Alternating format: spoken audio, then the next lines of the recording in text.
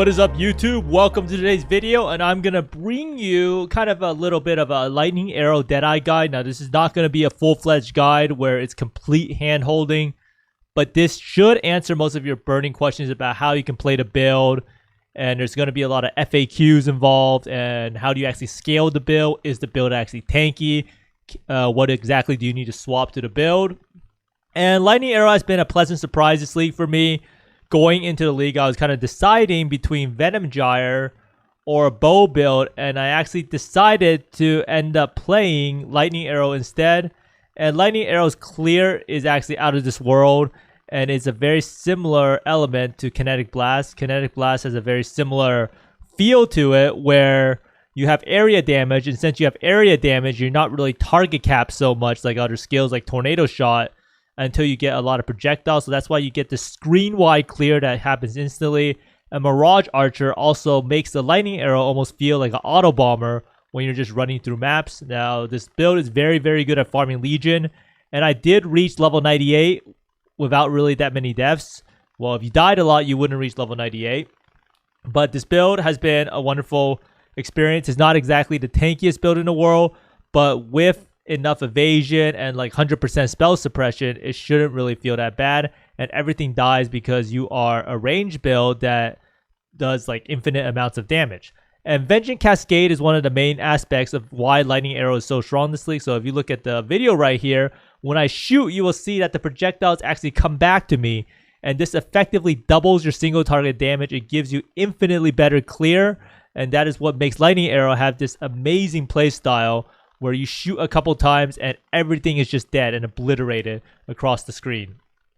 Now, Lightning Arrow actually ended up being one of the most popular League starter. I think Righteous Fire, Fire Trap, Bone Shatter beat it out, but Lightning Arrow is right up there. And there are a lot of variations. I know that a lot of people are kind of confused about how exactly to build the character, because there's a lot of different guides out there, and not every single guide has like the right tech with the Rage Gloves, which I'll tell you about later. But basically, Vengeance Cascade and Vol Lightning Arrow has made the skill have the best clear out of any bow skill. Now, if you want to compare it to Tornado Shot will probably still have better single target, and Tornado Shot does lend itself better to Fizz conversion, and we'll see why in a little bit. But I do think that Lightning Arrow has enough damage to do all of the Ubers. It has enough damage to do all of the content in the game.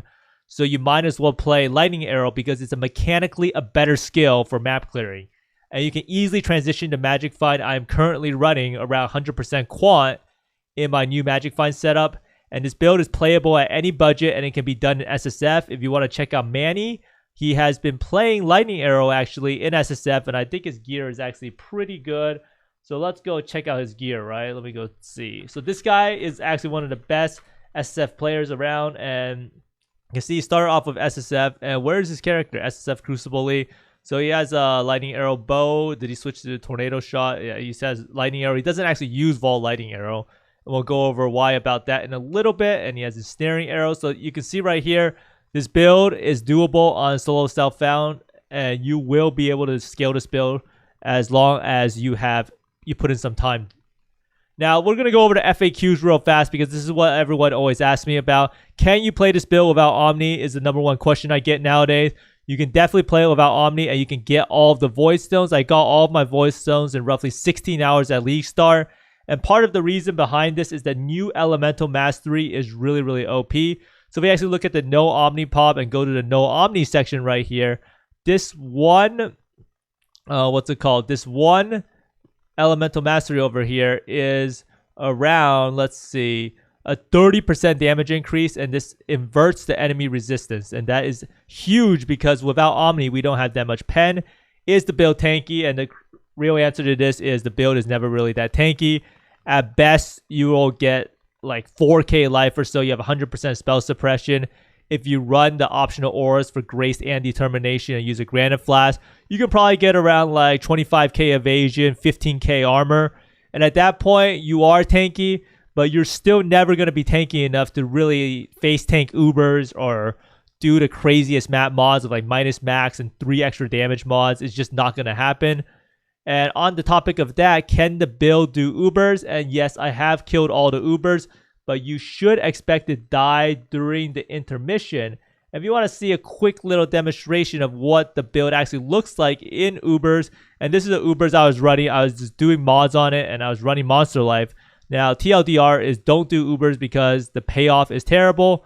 But you will see right here that you can't really tank any hits at 3.6k life. And this character does have 3.6k life. So basically for the bossing, or we can go over the playstyle real fast. You drop the totems down. You want to run away because we have the Far Shot Forbidden Jewel. And you just shoot and then you dash away from that. So you can see that one thing almost instantly killed me. Now the damage is pretty incredible. We are using Artillery Ballista to supplant our damage. And you can see right here, the boss is almost already at half health just from me shooting it off screen. Now right here is the skill-based part. So you can technically do this deathless easily on this build. You just have to dodge the balls. Now, sometimes you just like taking balls to the face, but if you could actually pull off the feat of dodging all the balls like right here, you can do the fight deathless even with the craziest mods. As they say, just don't get hit is the best defense around. Now, the damage I was very, very shocked by. I did not expect the Ubers to actually die this fast. Now you can see here we instantly phase it again and it's going on to the next phase and another ball phase. But you get the drift. See right here, I kind of just lost my concentration and you run into the ball, you die, right? But that's just how softcore bossing will work. No one really wants to do these intermissions. So if you want to do Ubers, expect to die during the intermissions unless you significantly tank up your character with Mage Blood and a lot of defensive flats. But look at the damage on the Ubers. This is with Monster Life. So you can see the damage is definitely there. And of course, it decides to spawn another Minotaur. So you know what the saying is, just die and wait it out, right? No one wants to do the ball phase. But what's the starting budget? Like I said, you can start this build off with really, really cheap. And if you have one Divine to your name, you'll be fine. How to level, you can start with Galvanic Arrow at level 1. And you go straight into Lightning Arrow at level 12. And you do level as non-crit. I have provided a little bit of a little pop. Act 1 to 4, Act 5 to 10. Not exactly the best fleshed out, but that's what I ran at League Start. How to solve mana issues. I get this a lot. And the best way to solve mana issues is while leveling, you can take this one node over here. Oh, wait, I didn't even select it. Or right here.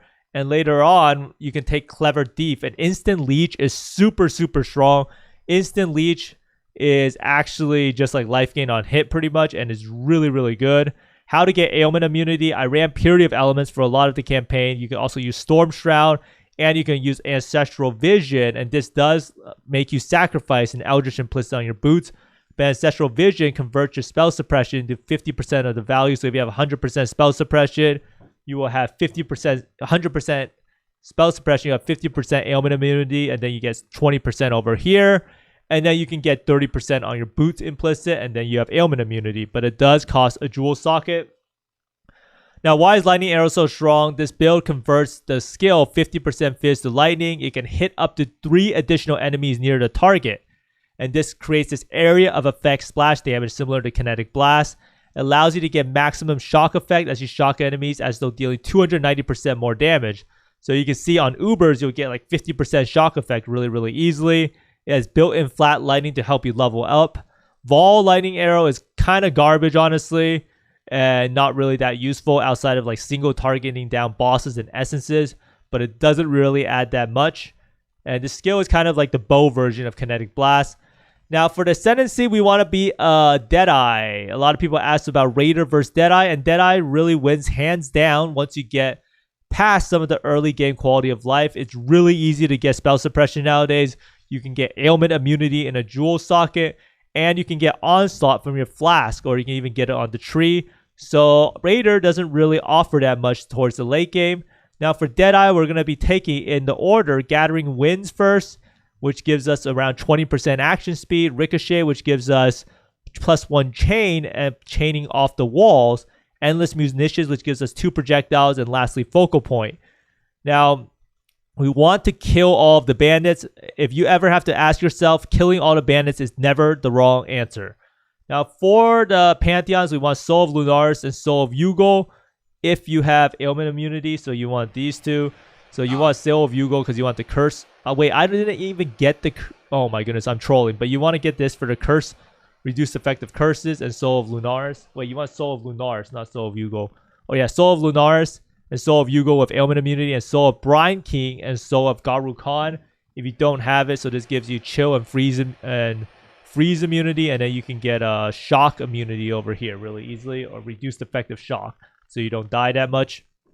Now, for the passive tree, there are a lot of different variations that are the passive tree. Now, for my passive tree that I'm using, I'm always going to be using Thread of Hope Large, and this does save us a lot of points. So it saves us these points right here, the travel points over here, all of these travel points over here, and lastly, it allows us to pick up 2 Pierce, and then it saves us these travel points here and travel points here for an additional projectile.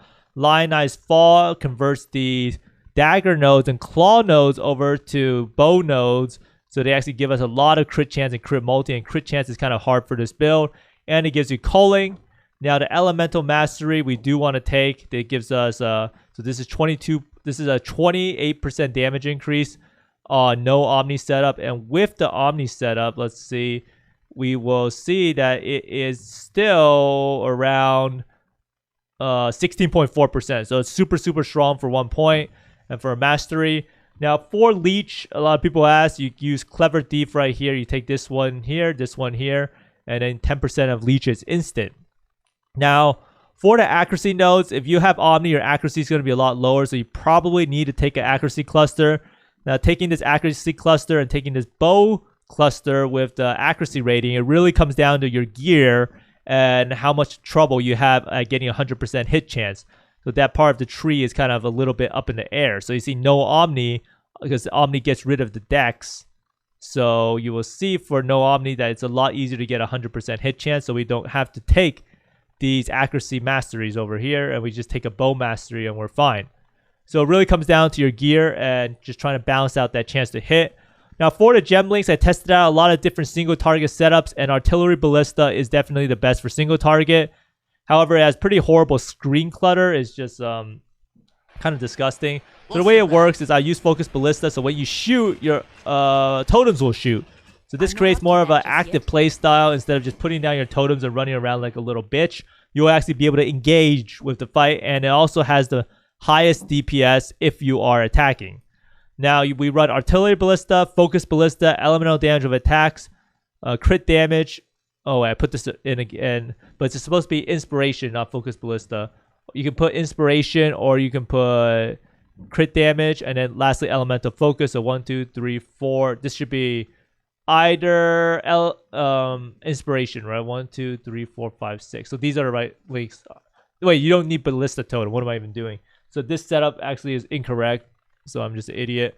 So yeah, Ballista Totem actually does not do anything for Artillery Ballista because it's already a Ballista Totem. So this right here should probably be Inspiration. You actually get benefits from Inspiration because you get Inspiration charges from using your main skill.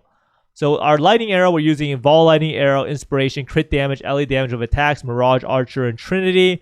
For Mark application, we have Mark on Hit and Sniper's Mark. Auras, we're running Anger, Precision, and Purity of Elements. And you have to adjust the level of precision to fit your accuracy needs and to make sure that you actually have 100% hit chance and you have enough unreserved mana to cast your Sniper's Mark. Now, Purity of Elements is the poor man's way of fixing your ailment immunity problems. For me personally, for Purity of Elements, it helped me get my resist that I had a big problem with. So if you can fix your ailment immunity with a jewel, or you can find some other way to fix it, then you can drop Purity of Elements, and I would prefer to run Grace, because Grace does give you a pretty big survivability boost in helping out. So you run Grace, it's very, very strong in helping you survive longer. Now, you can also run Determination too instead of Anger if you want a really, really defensive setup.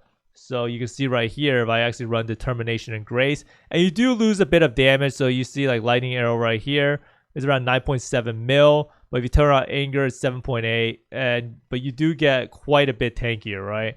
And it really just comes down to what is your tolerance for, dying, and that's really the big thing. So if you can stomach dying more often, then you can run the damage auras, and you should farm faster technically. And a lot of dying in maps is honestly not standing still and just making sure you're always moving. Now, Mana Forge arrows is super, super good. I really like this new thing they added to the game. So you can run Mana Forge arrows, Frenzy, and Power Charge on crit. You could even throw in an ensnaring arrow if you have an extra link. For buffs, we have Berserk, and then I am manually pressing Steel Skin. I know it sounds kind of cringe, but I kind of enjoy the active playstyle, and you can kind of foresee the damage. So if you're opening an Essence mob, or you see like the boss is charging an attack, then you can press Steel Skin, or you can just try to spam it on cooldown out of habit. It really comes down to you. You can also use Cast When Damage Taken, Immortal Call, or something.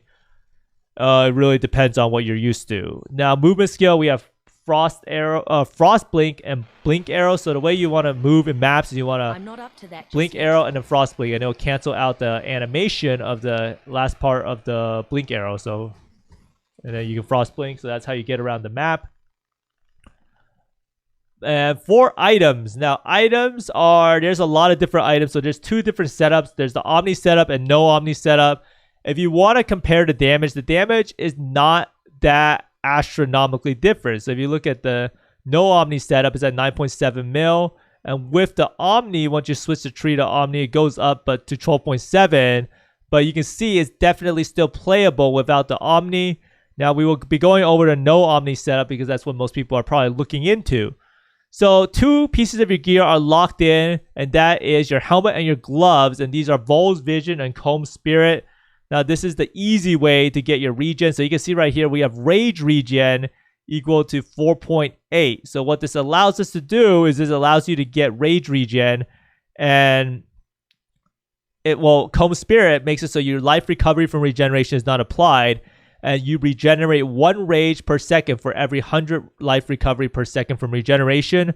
So if you have 500 life recovery, you have 5 rage regen. So what we want to do, and I actually didn't fix this fully, is we need to get the Stygian Vise over here. So we kind of want to try to get life regen if possible on our gear of 100. So if you get 100 life regen on a piece, you'll see that your rage regen goes up to 6. You kind of want to be around like 6 to 7 is kind of the good point. You can also get rage regeneration on the boots. Now the boots right here, another Eldritch mod is, let's see, Eldritch Implicit. So we need to put on Searing Exarch, Eater of Worlds, and let's add a Eater of Worlds Implicit. There is increased life regeneration rate, which also helps out a lot. So like 10%, for instance, that gives us another 0.6 rage regen. We need to delete this line from the boots because it actually has too many lines. So that's exactly what you want on the boots, some life regeneration and action speed.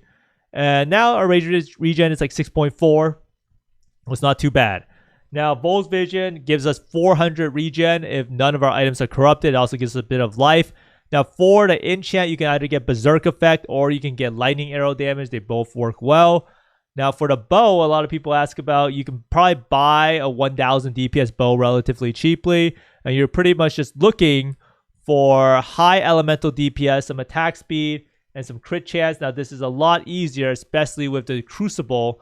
And Crucible really makes it so that you can find a 1000 DPS bow really easily. So, kind of just go here, spun bow. Let's just do 900. And then you want like crit chance to be around like 8 roughly. And let's see what we can find, right? Probably 1 divine even, or let's see, Crucible. Now Crucible doesn't actually take into account the damage. Oh wait, this is actually pretty expensive. So if we, well, that's because Crucible doesn't take into account that. So usually if the crit chance is too high, you can lower it a little bit. You do these search parameters until you find out what you actually can afford. So right here you can see a 50 chaos bow, and this is a lot cheaper. And it really just comes down to the crit chance or attack speed. So you can get one of these bows. You pick it up. I guarantee you that you will absolutely destroy everything in the game. Now, the quiver, you want to prioritize additional arrow. I also like getting some life on the quiver. Also, some crit multi helps out a lot. And crit chance, elemental damage of attacks, damage with bow skills. There's a lot of different stuff you can get on the quiver. And yeah, and the base wise, I like attack speed base. There's also elemental damage of attack base. I think there's also even projectile speed base. So there's a bunch of different options that you can use in order to make the build work. Now let's see, for the body armor, we have Hyri's Ire, or you can use a rare chest. But Hyri's Ire is very, very not cost efficient, but it gives you a lot of stuff. 30% chance to suppress spell damage. It gives you like pretty much an extra link on your lightning arrow in terms of added cold damage. And lastly, it also allows you to take the 15% life mastery over here if we have no life modifiers on equipped body armor. Now, Amulet, you can either use Yoke of Suffering if you're using no Omni. And this is nice because it gives us enemies take 5% increased damage for each type of ailment you inflict. And it gives us some resist. Or you use Omniscience. It comes down to what your budget is. I know Omni is around 22 Divines roughly. So the Yoke of Suffering version is going to be a lot cheaper. Now, for the rings, if you're not doing Omni, use 2 Tamings. I think they can't really be beat in terms of value. However, if you do have accuracy problems, you can go find a rare ring with accuracy. And you can also use the non-channeling mana cost craft, which should help out a lot in making sure that you don't run out of mana when casting. Now, for the belt is kind of an interesting thought. Usually, we want to use a Stygian Vise with like T1 life regen and some life on it, some resist, and elemental damage with attacks craft. And for a Bistalker, you just want some life, crit multi, bow attack speed, or bow lightning damage, anything like that. Now, the difference is that once you go to Omni, you want to use a synthesized belt with percent attributes. So you see how this is 18% increased dexterity. And that's the main difference, and that helps us put on our Omni. Now, for the boots, you would just want a rare life and move speed, attribute resist, maybe. And for the Eldritch Implicits, we want action speed, and we want some life regeneration rate. And for the best enchant, I think your mapping is probably 16% attack and cast speed if you killed recently. And if you're bossing, you probably want the damage penetrates, or maybe adds flat lightning damage if you haven't killed recently. Now, for the Flasks, I did end up running Quicksilver, Silver, Jade, and Diamond Flasks for mapping. And I also ran 1 Bubbling Divine Life Flask of Sealing. And this is our Corrupting Blood immunity. For the suffixes of the Flasks, I had attack speed, movement speed, critical strike chance, and reduced effect of curses.